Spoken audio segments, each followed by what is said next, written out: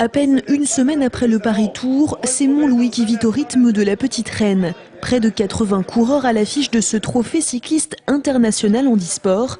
Les 15 meilleurs tandems avec leur guide valide avaient fait le déplacement, ainsi que les handbikers.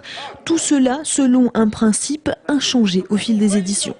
C'est une épreuve qui permet à tous les coureurs d'avoir une chance égale de gagner. Les plus handicapés ou ceux qui ont les moins bonnes performances partent les premiers et dans une épreuve. Et celui qui part le dernier, c'est celui qui est le plus rapide et qui est censé gagner l'épreuve s'il courait contre la montre. Mais il part avec un handicap.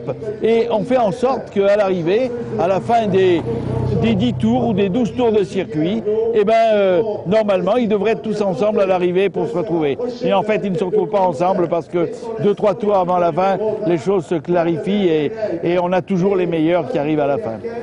Et pour ces cyclistes tout juste rentrés des Jeux paralympiques de Pékin, Montlouis est le rendez-vous à ne pas rater. En 1974, sur ce même bitume avait lieu la toute première édition. Raymond Poulidor en était et se souvient de cette course toujours très particulière pour lui. Quelquefois, lorsqu'on a le moral un peu qui flanche, il suffit de regarder certains handicapés qui font un effort considérable et qui roulent comme tout le monde.